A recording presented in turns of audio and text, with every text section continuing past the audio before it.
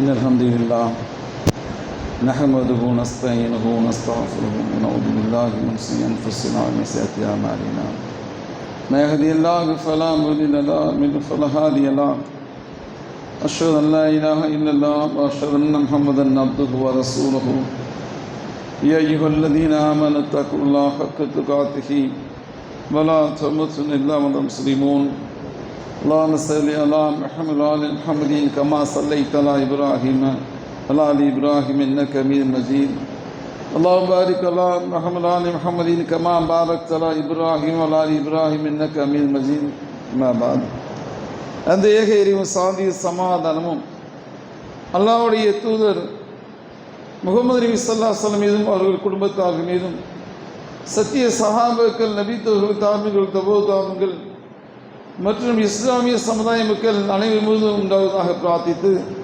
அல்லாஹ்வை போற்றி பொழுதுவனாக அல்லாஹ்வுடைய திருநாமத்தை கொண்டு இந்த ஜிம்மா உரையை ஆரம்பிச்சுகின்றேன்.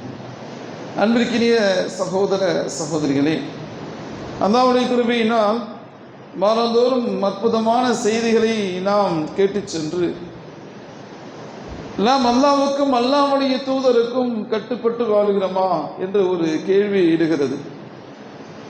ஆனால் நம்மளை இந்த பள்ளியிலிருந்து வெளியே புறப்பட்டு சென்றவுடன் ஷைத்தான் நம்மளை வழிகெடுத்து நம்முடைய அன்றாட வேலைகளை செய்ய வைக்கிறான், மறக்கடிக்க செய்கிறான். இந்த உலகத்தை நோக்கி, உலக மாயை நோக்கி நம்மளை அழைத்து செல்கிறான். ஆனால் யார் ஒருவர் அல்லாஹ்வுக்கும் அல்லாஹ்வுடைய தூதருக்கும் கட்டுப்பட்டு வாழ்ந்து மறுமையை இலக்காக செயல்படுகிறாரோ, அல்லாஹ்வையே முழுமையாக சார்ந்திருக்கிறாரோ, அல்லாஹ்வையே முழுமையாக நம்பிக்கையோடு இருந்து இந்த பூமியில் வாழ்ந்து மரணிக்கிறாரோ, அவருக்கு அல்லாஹ் நலவை நாடி விடுவான், மறுமையிலே சொர்க்கத்தை தந்து விடுவான். நாம் செய்யக்கூடிய அமல்கள் இந்த உலகத்தில் அல்லாஹ்வுக்கும் அல்லாஹ்வுடைய தூதர் கட்டுப்பட்டு வாழ வேண்டும். இறைவனுக்கு எந்த சூழ்நிலையும் மாறு செய்து விடக்கூடாது, இறைவனுக்கு இணை வைத்து விடக்கூடாது என்பதில் முழு மூச்சாக நாம் கவனம் செலுத்த வேண்டும். அது மட்டுமில்லை, நாம் செய்யக்கூடிய வணக்கங்களிலேயே சிறந்த வணக்கமாக அல்லாஹ்வுடைய தூதர் சொன்ன வணக்கம் ஒன்று இருக்குதுன்னா அது துவா.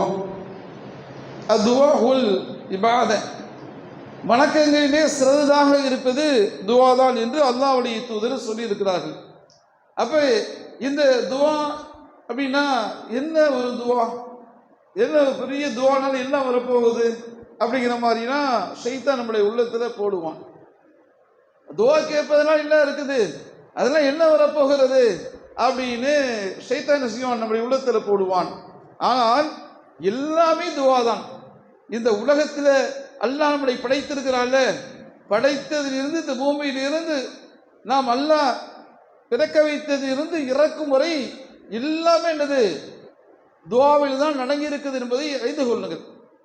அதனை விளக்கமாகத்தான் இந்த ஜிம்மாவரை அமைத்திருக்கிறோம். பிரார்த்தனையும் அதனையே ஒழுங்குகிறோம் என்ற இந்த ஒரு தலைப்பு. இதில் முக்கியமாக கவனிக்கணும், என்ன கவனிக்கணும்னா, இறைவனிடத்தில் மிகவும் நெருக்கத்தை ஏற்படுத்தக்கூடியது, இறைவனிடத்தில் நிறைய நன்மைகளை சேர்க்கக்கூடியது, இம்மையிலாக இருந்தாலும் சரி மறுமையிலாக இருந்தாலும் சரி, ஒரு அற்புதமான ஒரு வணக்கமாக இருந்தால் அது துவாவாக தான் இருக்க முடியும் என்பதை அறிந்து கொள்ளுங்கள். உதாரணத்துக்கு என்னன்னு பார்த்தீங்கன்னா, இந்த உலகத்தில் அல்லாஹ் நம்மளை படைத்திருக்க நோக்கம் இறைவனை வணங்குவதற்காக. இந்த உலகத்தில் வணங்கி கொண்டிருக்கும் பொழுது அல்லாஹ்வுடைய தூதர் காட்டி தந்த வழிமுறைகளை பின்பற்றுகிறோம். அதில் தொழுகை என்பது முக்கியத்துவம் வாய்ந்ததாக இருக்கிறது.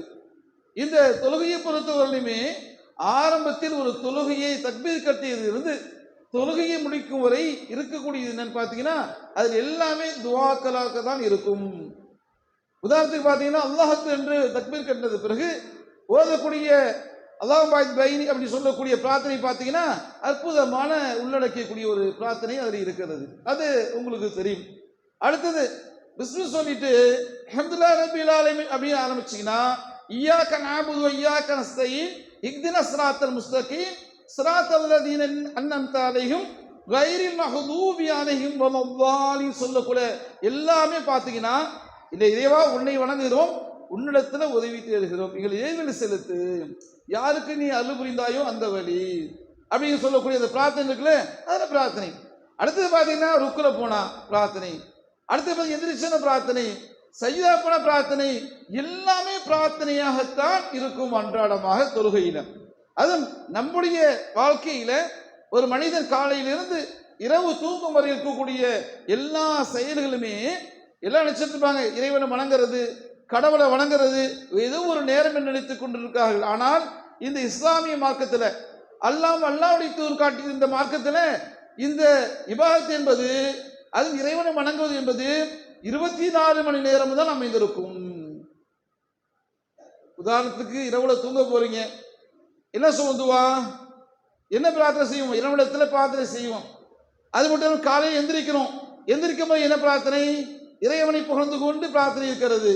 அடுத்தது வீட்டை விட்டு வெளியில போறோம், வெளில கிளம்புவதும் என்ன பிரார்த்தனை? பிரார்த்தனை இருக்கிறது.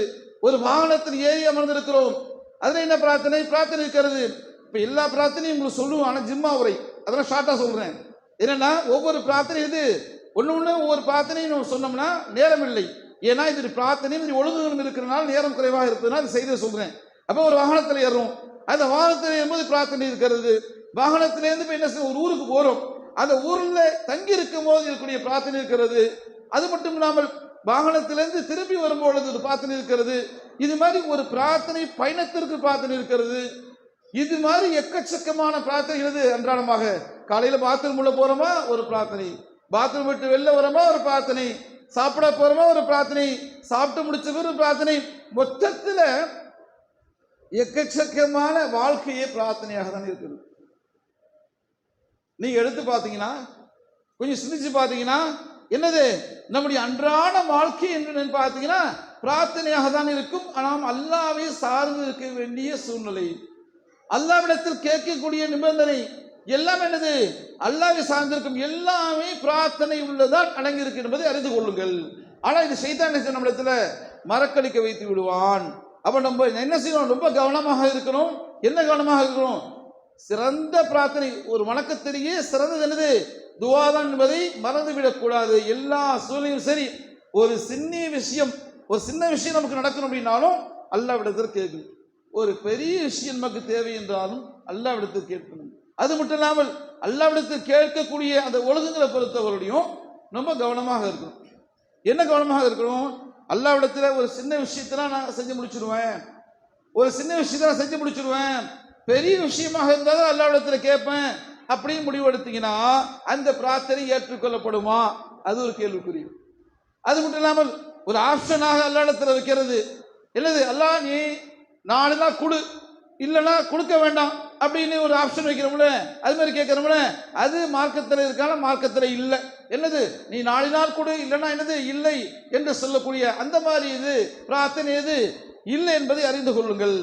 அது மட்டும் இல்லை, இது மட்டும் இல்லாமல் இன்னும் பல மாதிரியான சூழ்நிலைக்கு தள்ளப்போறோம். உதாரணத்துக்கு பார்த்தீங்கன்னா, சின்ன விஷயம், ஒரு வீடு கட்டுறோம், வீடு கட்டுற இடத்து என்னது?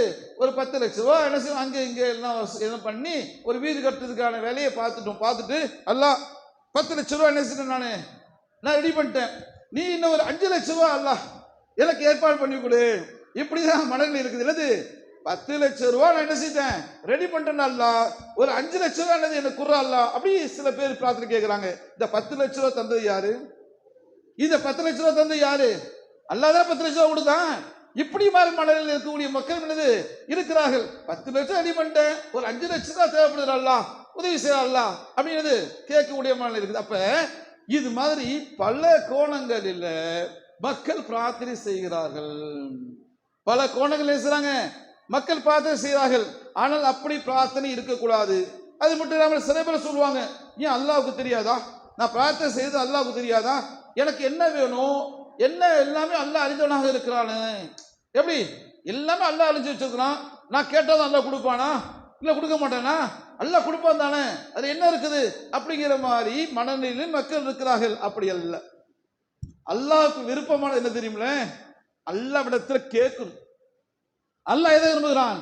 அல்லாஹ்விடத்துல கேட்கணும். உதாரணத்துக்கு பார்த்தீங்கன்னா, இந்த உலகத்துல ஒரு ஆள் வராரு, எப்பா கொஞ்சம் பணம் தேவைப்படுதுப்பா அப்படின்னது சாதாரணமாக கேட்குறாரு.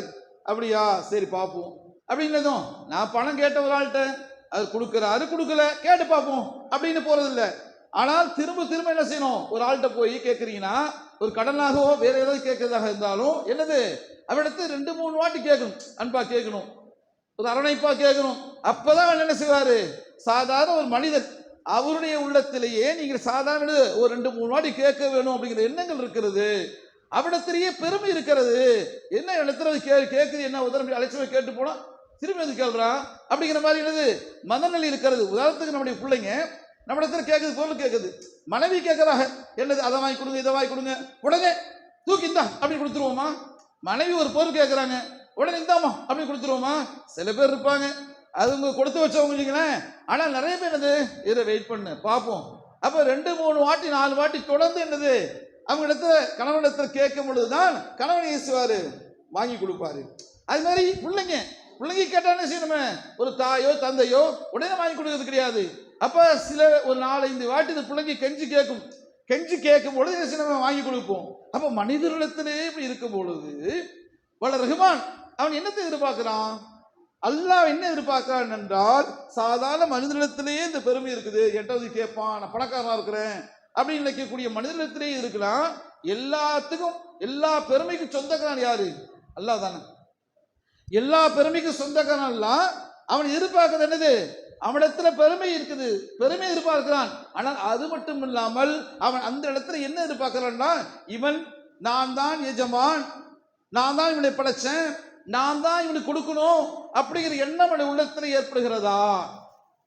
தொடர்ந்து இடத்துல கேட்கிறானா, என்ன நம்புகிறானா, என்னுடைய அடிமை, நான் அடிமையாக இருக்கிறேன், என்னை படைத்த ரப்பெல்லாம் அல்லாஹ் இடத்தில் நான் கேட்கிறேன் என்று அடிமைத்தனத்தை என்ன செய்ய வெளியாக்குறானா என்பதுதான் அல்லாஹ் என்ன செய்யறான் அங்கு கவனிக்கிறான். அப்ப நம்ம அல்லாஹ் இடத்தில் கேட்கும் போது எப்படி கேட்கணும், அல்லாஹ் நீ நாடெல்லாம் கொடு, இல்லை நாடெல்லாம் கொடுக்காத, அப்படியா கிடையாது. அல்லாஹ் எனக்கு குர்ரா, அல்லாஹ் எப்படி கேட்கணும், பெருசா கேட்கணும். அல்லாஹ்விடது பெருசா கேட்கணும். அல்லாஹ்வுடைய சொன்னாங்க, நீங்கள் அல்லாஹ்விடத்தில் சொர்க்கத்தை கேட்டால் ஜன்னத்தில் சொர்க்கத்தை கேளுங்க. என்னது இருக்கிறது உயர்ந்த சொர்க்கம் எது, ஜன்னத்திற்கு சொர்க்கம் இல்லையா? நீங்கள் அல்லாஹ்விடத்தில் இந்த சொர்க்கமான ஜன்னத்திற்கு சொர்க்கத்தை கேளுங்கள் என்று யார் சொன்னார், அல்லாஹ்வுடைய சொன்னார்கள். ஆனால் நம்முடைய நிலைமை என்னது, பார்த்துக்கலாம் வச்சுக்கலாம் அப்படின்னு என்ன செய்யணுமா, அலட்சியமா இதை முடிச்சிடலாம் இதை செஞ்சிடலாம் அப்படின்னு நம்ம தன்னிச்சையாக மனரீதியாக நம்முடைய அளவிலேயே வைத்துக் கொண்டிருந்தால் இந்த உலகத்துல எதுவும் செயல்படுத்த முடியாது. ஆனால் இன்னொரு செயல் என்னன்னு பாத்தீங்கன்னா, நம்ம அல்லாஹ்விடத்துல இப்ப பார்த்தான் டெய்லி கேட்கிறேன், டெய்லி அல்லாஹ்விடத்துல கேட்கிறேன், பிரார்த்தனை கேட்கிறேன், எனக்காக கேட்கிறேன், என் மனைவிக்காக கேட்கிறேன், என் குழந்தைகளாக கேட்கிறேன், என் குடும்பத்தாக கேட்கிறேன், என் தாய் தந்தையரை கேட்கிறேன், அது கஷ்டத்தில் இருக்கிறேன், கடன் இருக்கிறேன், எல்லாத்தையும் கேட்கிறேன். ஆனால் எதுவுமே நடக்க மாட்டேது. என்னது எதுவுமே நடக்க மாட்டேங்குது அப்படிங்கிற மாதிரி ஒரு கவலை, அல்லாம இருக்கக்கூடிய நம்பிக்கைத்தனம் குறைவாக இருக்கிறது. அல்லாம இருக்கக்கூடிய நம்பிக்கைத்தனம் குறைவாக இருக்கிறது. அப்படி குறைவா இருக்கிறதுக்கு காரணம் என்னது, நம்முடைய ஈமானுடைய உறுதித்தன்மை குறைவுதான் காரணம். அப்ப என்னது, எந்த செய்தா இருந்தாலும் சரி அல்லாஹ் கொடுப்பான், அல்லாஹ்விடத்தில் கேட்டு விட்டேன் என்று அந்த தன்மையில் இருக்கணும். என்ன காரணம் என்றால், அல்லாஹ் கேட்கும் பொழுது கொடுப்பான், இது ஒரு விதமாக கொடுப்பான். அல்லாஹ் என்னது கேட்கும் போது அவனுக்கு அவசியமா தேவையா, அல்லாஹ் இந்த மூமின் என்ன செய்வான், அவனுக்கு வழங்குவான். அது ஒரு தன்மை, ஒரு மாடல். அது இன்னொன்னு பாத்தீங்கன்னா, அல்லாஹ் பார்க்கலாம், இவன் கேட்கிறான், சரி இது எதுக்காக கேட்கிறான், இவனுக்கு வரக்கூடிய வேறு ஒரு தீங்கு, இவனுக்கு ஏற்படக்கூடிய தேவையில்லாத ஒரு செயல் வருகிறது, இதுக்கு பகரமாக அதை என்ன செய்வான் அந்த பூமியில் அல்ல அதை மாற்றி விட்டுருவான். அப்புறம் என்ன பார்த்தீங்கன்னா, கேட்கக்கூடிய பிரார்த்தனை எல்லாம் என்ன செய்வான், எல்லாத்தையும் ஏற்றுக்கொண்டு மறுமையில் சேகரித்து வைத்து அதுக்கு பகரமாக அல்லாஹ் என்ன செய்வான், வழங்குவான் என்பது கவனமாக என்ன செய்யணும். இந்த 3 விதமாக அல்லாஹ்வுடைய தன்மை என்னது, இந்த கேட்கக்கூடிய பிரார்த்தனை அல்லாஹ் என்ன செய்வான் நமக்கு அங்கீகரிப்பான் என்பதை அறிந்து கொள்ளுங்கள். அப்ப என்னன்னா, அவசரப்பட்டு ஒரு முடிவுல பிரார்த்தனை நிராசை அடைந்து, ஆமா எதுவுமே கிடைக்கல எதுவுமே வரல அப்படி முடிவுக்கு வந்துட்டு அது ஏற்றுக்கொள்ளப்பட மாட்டாது என்பதை அறிந்து கொள்ளுங்கள். இறைவனை முழுமையாக சார்ந்து அல்லாஹ்வுக்கு முழுமையாக கட்டுப்பட்டு வாழ்ந்தால்தான் ஜெயிக்க முடியும். உதாரணத்துக்கு பாத்தீங்கன்னா, அல்லாஹ்வுடைய தூதர் மெக்காவில் இருந்தாங்க, தேகத்தை கொள்கை சொன்னாங்க, அவ்வளவு அழிவுதை அவ்வளவு பிரச்சனையை சந்திச்சார் என்பது வரலாறு. அப்படி இருக்கிற சூழ்நிலை அவ்வளவு கஷ்டங்களின் துன்பங்களின் பாத்தீங்கன்னா, எந்த அளவுக்கு என்றால், அல்லாஹ்வுடைய தூதர் மெக்காவில் காபாவில் தொழுது கொண்டிருக்கும் பொழுது ஒரு பெரிய என்னது ஒட்டகத்திரிய குடலை கொண்டு போய் வச்சாங்க. அப்போ அல்லாஹ்வுடைய தூதர் எழுத்துட்டு என்ன செஞ்சாங்க, என்னுடைய இறைவா இந்த உத்பாவை பார்த்துக்க, ஷைஃபாவை பார்த்துக்க, அபுலகவை பார்த்துக்க, அபுஜகலை பார்த்துக்க சொன்னாங்களா இல்லையா? பிரார்த்தனை செஞ்சாங்க இல்லையா? அந்த பிரார்த்தனை எப்ப செஞ்சாங்க? மெக்காவில் செஞ்சாங்க. யார? அபுலகவை பார்த்துக்க, அபுஜகலை பார்த்துக்க, உத்பாவை பார்த்துக்க, ஷைஃபாவை பார்த்துக்க, அப்படி என்ன அல்லாஹ்வுடைய தூதர் செஞ்சாங்க, பிரார்த்தனை செஞ்சாங்க. ஆனால் உடனே அல்லாஹ் என்ன செஞ்சான்? அவர்களை பார்த்து கொண்டானா? அல்லது 10 ஆண்டுகள், என்னது மொத்தம் 13 ஆண்டுகள். பாருங்க எத்தனை ஆண்டுகள்? 13 ஆண்டுகள் கழித்து அல்லாஹ் என்ன செய்யலாம்? அது மட்டும் இல்லாமல் இந்த பிரார்த்தனை கேட்டாங்களே, நம்ம எல்லாம் என்ன செய்வோம்? அல்லாஹ் இடத்துல பிரார்த்தனை கேட்டு இருக்குது பிரச்சனை இல்லை, எதுவுமே நடக்கல, ஒரு நாள் நடக்கல, ஒரு வாரம் நடக்கல, ஒரு மாசம் நடக்கல, ஒரு வருஷம் நடக்கல, நம்ம என்ன செய்வோம்? நிராசை அடைஞ்சிருவோம். ஓ ஒண்ணுமே நடக்கல. ஆனால் அல்லாஹ்வுடைய தூதர் எப்படி இருந்தாங்கன்னா, இல்ல 13 ஆண்டுகள் காத்திருந்தாங்க. சரி 13 ஆண்டுகள் அந்த ஊரை விட்டு என்ன செஞ்சாங்க? எல்லாம் சேர்ந்து மெக்கத்து குறைஷிகள் அந்த ஊரை விட்டு அப்புறப்படுத்துறாங்க. அப்புறப்படுத்தி எங்க கொண்டு வச்சாங்க? எங்க கொண்டாங்க? மெதினாவுக்கு அடிச்சு என்ன செஞ்சாங்க? எல்லாம் ஏற்பாடு பண்ணிட்டாங்க. ஆனால் அல்லாஹ்வுடைய என்ன செய்யறாங்க? அந்த பிரார்த்தனை நிராசை அடையவே இல்லை. ஆனால் நிராசை அடையவில்லை. 13 ஆண்டுகள் கழித்து பதர் போர்க்களம் வருகிறது.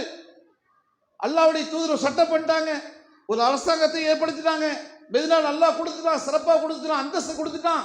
அந்த பதர் போர்க்களத்துல அல்லாஹ்வுடைய தூதர் சொன்னார்கள், இந்த உத்பா இந்த இடத்துல கொல்லப்படுவான், இந்த அபுலஹப் இந்த இடத்துல கொல்லப்படுவான், இந்த அபூஜஹல் இந்த இடத்துல கொல்லப்படுவான், இன்னார் இன்னார் இன்னார் யாரு? அல்லாஹ்வுடைய தூதர் என்ன செஞ்சாங்க? சொன்னார்கள் என்பது வரலாறு. அப்ப அல்லாஹ் எத்தனை ஆண்டுகள் கழித்து இந்த துஆவை நிறைவேற்றுறான்? எத்தனை ஆண்டுகள் கழித்து நிறைவேற்றுகிறான். அப்ப என்ன செய்யணும், என்ன விளங்கணும் என்றால் கவனமாக இருக்கும். என்ன கவனமாக இருக்கணும்? நாம் கேட்ட பிரார்த்தனை இது ரப்பு வச்சிருக்கிறான். அல்லாஹ் எப்படி போட்டோம்னா, ஏங்க 2 கை ஏந்தியாச்சுங்க. அல்லாஹ்விடத்திலே என்னுடைய அடியான் கையேந்தி விட்டான். என்னுடைய அடிமை, என்னை இறை நம்பிக்கை கொண்ட மூமின், என்னை ஏற்றுக்கொண்டிருக்கக்கூடிய என்னுடைய அடியான் இடத்துல கையேந்திட்டான். எப்படி நான் வெறுங்கையா அனுப்புவேன்? எப்படி நான் வெறுங்கையா அனுப்புவேன்? நானு வெறுங்கையாக அனுப்ப மாட்டான் அல்லாஹ். பல ரஹ்மான் நம்மளை வெறுங்கையாக அனுப்ப மாட்டான். கண்டிப்பாக நாம் கேட்ட பிரார்த்தனை அல்லாஹ் என்ன செய்வான்? அது ரெடி பண்ணி வச்சிருப்போம். இந்த 3 வகை இல்லை. அப்ப நம்ம என்ன செய்யணும்? நம்பணும். என்ன நம்பணும்? ரொம்ப கவனமாக நம்பணும். அது மட்டும் இல்லாமல் நாம் செய்யக்கூடிய பிரார்த்தனை நடக்குமா நடக்காதா? நாம் கேட்கக்கூடிய பெரிய பெரிய பிரார்த்தனைகள்லாம் கிடைக்குமா கிடைக்காதா? இது நடக்குமா அப்படின்னு நம்முடைய உள்ளம் ஓடும். அப்படி இல்லை. ஜக்கரியா அலைஹிஸ்ஸலாம் என்ன செஞ்சாங்க? ஜக்கரியா அலைஹிஸ்ஸலாமுடைய உடம்புலாம் என்னது எல்லாம் தளர்ந்து போச்சு, முடியெல்லாம் நரைச்சு போச்சு, வயசாயிட்டாங்களா இல்லையா? அவங்க என்ன செஞ்சாங்க? நிறைவா எனக்கு என்ன செய்ய, எனக்கு ஒரு குழந்தையை கொடு கேட்டாங்க இல்லையா? ஏன்? என்னப்பா நீ கிழவனா போயிட்ட, என்னது நீ கிழவனா போயிட்ட, உனக்கு என்ன குழந்தை, என்னது உனக்கு குழந்தை பிறக்குமா? நம்ம என்ன செய்வோம்? நம்ம என்ன நினைப்போம்? ஆமா எனக்கு வயசாகி போச்சு, இங்கிருந்து ஆடி இதாகி போச்சு, 70-80 வயசாயிடுச்சு, எனக்கு குழந்தை பிறக்காது அப்படிங்கிற ஒரு நிராசையில் தானே இருப்பேன் நானு. ஆனால் அப்படி இருக்கணும் இல்ல, அப்படி இருக்க கூடாது. ஏன்? ரஹ்மான் நாடினால் கண்டிப்பா என்ன செய்வான்? நாம் கேட்டால் கொடுப்பான். அந்த உறுதித்தன்மையில் இருக்கும். ஜக்கரியா அலைஹிஸ்ஸலாம் கேட்டார்கள். அல்லாஹ் என்ன செஞ்சான்? யஹ்யா என்ற அற்புதமான குழந்தையை கொடுத்தானா இல்லையா? கொடுத்தான். எதை கேட்டு? யார் கேட்டான்? ஜக்கரியா அலைஹிஸ்ஸலாம் பிரார்த்தனை செஞ்சான், அல்லாஹ்விடத்தை கேட்டாங்க. அல்லாஹ் என்ன செஞ்சான்? கொடுத்தான் என்பது நமக்கு என்னது வரலாறு. இப்ப என்ன செய்தினா, நாம் அல்லாஹ்விடத்தில் கேட்கக்கூடிய பிரார்த்தனை எல்லாம் முழு மூச்சாக இருக்கும். முழு மூச்சாக இருக்கணும். மூசா அலைஹிஸ்ஸலாம் இருக்கிறாங்க. மூசா அலைஹிஸ்ஸலாம் மனிதரை கொன்று விடுகிறார்கள். அந்த ஊரை விட்டு எஜிப்தை விட்டு எங்க போறாங்க? நேரா மத்தியனுக்கு போறாங்க.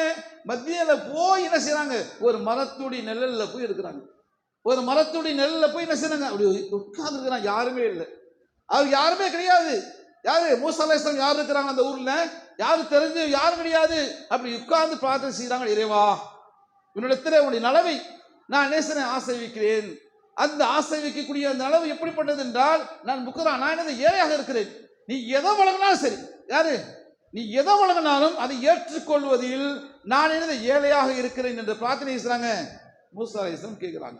அப்ப மூசா அலைஹிஸ்ஸலாம் கேட்கும்போது அல்லாஹ் என்ன செய்யறான்? அந்த பிரார்த்தனை ஏற்றுக்கொண்டு உடனே என்ன செய்யறாங்க? பதில் அளிக்கிறான். என்னது? 2 பெண்கள் வராங்க. அந்த பெண்களுக்கு தண்ணீர் இறைச்சி கொடுக்குறாங்க. உடனே அந்த பெண்கள் போய் ரெக்கமெண்டேஷன் போடுறாங்க தந்தை இடத்துல. அவர் தந்தை அழைக்கிறார், அவர் பணி அமர்த்துகிறார், தன்னை மகளை கட்டி கொடுக்கிறார். கட்டி கொடுத்து திருப்பி அல்லாஹ் என்ன செய்யறான்? அவரை திரும்ப இது கொண்டு வரான், நபியாக்குறான். ஒரு வரலாறு காணப்படுகிறது என்பது என்றால் இதெல்லாம் என்னது? பிரார்த்தனை அறிந்து கொள்ளணும். அது மட்டும் இல்ல, அவருடைய கூட்டம் புறப்பட்டு வருகிறது.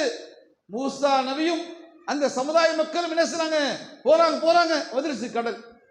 கடல் தான், தப்பிக்க முடியாது, ஓட முடியாது. ஃபிரௌனுடைய படைகள் வந்து விட்டார்கள். அந்த ஃபிரௌனும் இந்த படைகளும் நெருங்கி விட்டார்கள். ஓடுறதுக்கு வழியே இல்லை, கடல் தான், இதோட முடிஞ்சு போச்சு. அப்படித்தானே எல்லாம் நினைத்தார்கள். யாரு? பனி இஸ்ரவேலர்கள் என்ன செஞ்சாங்க? அப்படிதான் நினைச்சாங்க. ஆனால் மூசா நபி என்ன செஞ்சாங்க? உறுதியாக இருந்தார்கள். அல்லாஹ் என்னோட இருக்கிறான், அல்லாஹ் என்னோட இருக்கிறான், என்னை வழிகாட்டுவான். அப்படி யாரு உறுதியாக இருந்தார்கள். அல்லாஹ்வுடைய இடத்துக்கு என்ன கட்டளை வந்துச்சு? மூசாவே உன்னை தடி கொண்டு அடி. உடனே மூசா நபி என்ன செஞ்சாங்க? என்னது, கடலை போய் தடியால் அடிக்கிறதா? இதென்ன சாத்தியமாகுமா அப்படின்னு நினைச்சாங்களா? இல்ல. என்னது காரணம்? அல்லாஹ்வினால் முடியும். அந்த நம்பிக்கை, அந்த உறுதிப்பாட்டு தன்மை, அல்லாஹ் கண்டிப்பாக செய்வான் என்ற ஈமானி உறுதித்தன்மை இருந்து என்ன செஞ்சாங்க? அந்த தடி எழுத்து அடித்தார்கள். கடல் பிளந்துச்சா இல்லையா?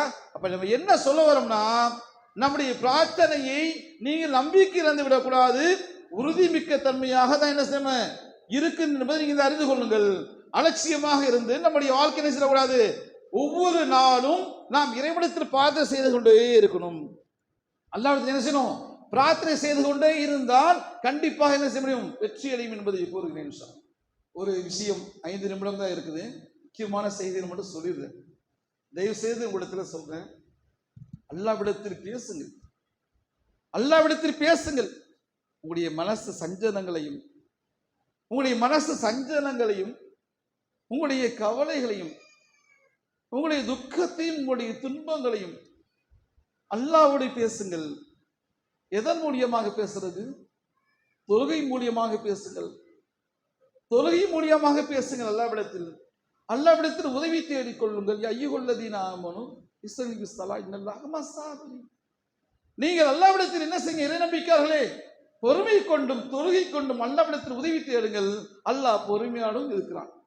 அப்ப அல்லாஹ்விடத்தில் என்ன செய்யணும்? நீங்கள் துவா அல்லாஹ்விடத்தில் என்ன செய்யணும்? உறுதியாக என்ன செய்யணும்? அல்லாஹ்விடத்தில் பிரார்த்தனை செய்து கொள்ளுங்கள். அப்படி பிரார்த்தனை செய்தால் தான் நீங்கள் வெற்றி அடைய முடியும் என்பதை அறிந்து கொள்ளுங்கள். சகோதரர்களே, யூசுப் நபி கேட்ட பிரார்த்தனையாக சரி, அது மட்டும் இல்லாமல் யூனுஸ் நபி கேட்ட பிரார்த்தனையாக சரி. யூனுஸ் நபி தவறு செய்து மீனுள்ள இருந்தார், மீன் வயிற்றுள்ள இருந்தார். ஆனால் என்ன செஞ்சாரு? லா இலாஹ இல்லா அன்த சுப்ஹானக இன்னி குன்து மினல் ஸாலிமீன். வணக்கத்துக்கு அல்லாஹ் உன்னை தவிர யாரும் இல்லை. யாரு? வணக்கத்துக்கு உன்னை தவிர யாரும் இல்லை. நீ தூய்மையாளவன். நான் அநியாயக்க, நான் தப்பு செஞ்சேன், அல்லாஹ் என்னை காப்பாத்து, நான் தப்பு செஞ்சிட்டேன் என்று அந்த தஸ்பீகை, அந்த பிரார்த்தனை செய்தார். அதனால அல்லாஹ் என்ன செஞ்சான்? உடனே அந்த பிரார்த்தனை ஏற்றுக்கொண்டு அல்லாஹ் என்ன செஞ்சான்? வெளியாக்கினானா இல்லையா? உடனே அந்த பிரார்த்தனையை பதிலளிச்சானா இல்லையா? ஆனால் அல்லாஹ் சொல்றான், இவர் மட்டும் உள்ள எதுவுமே பேசாம, இடத்துல இதை துதிக்காமல், இடத்துல பிரார்த்தனை செய்யாமல் இப்படி இருந்தாலும் வச்சுக்கலேன், கியாமத்தினால வரலையும் என்ன செய்ய நம்ம மீன் வயிற்றுல வச்சிருக்கோம். யாரும் சொல்றான்? நபிய சொல்றான். அப்படின்னா நம்மள என்ன மாத்திரம்? நம்ம என்ன செய்யணும்? கவனமாக இருங்க. நம்முடைய கவலைகளும் துன்பங்களும் அல்லாஹ்விடத்தில் பேசுங்க, அல்லாஹ்விடத்தில் ஒப்படைங்க. ஆனா நம்முடைய ஈமான் உறுதியற்று அப்படியே ஸ்லோவா இருக்கு, கல்வின் மறுதா இருக்குது. இதை என்னது?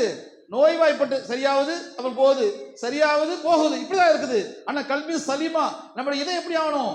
ரொம்ப தூய்மையானதை ஆக்க வேண்டிய கடமை நமக்கு இருக்குது. அதற்கும் அல்லாஹ்வுடைய கட்டி பிரார்த்தனை இருக்குது.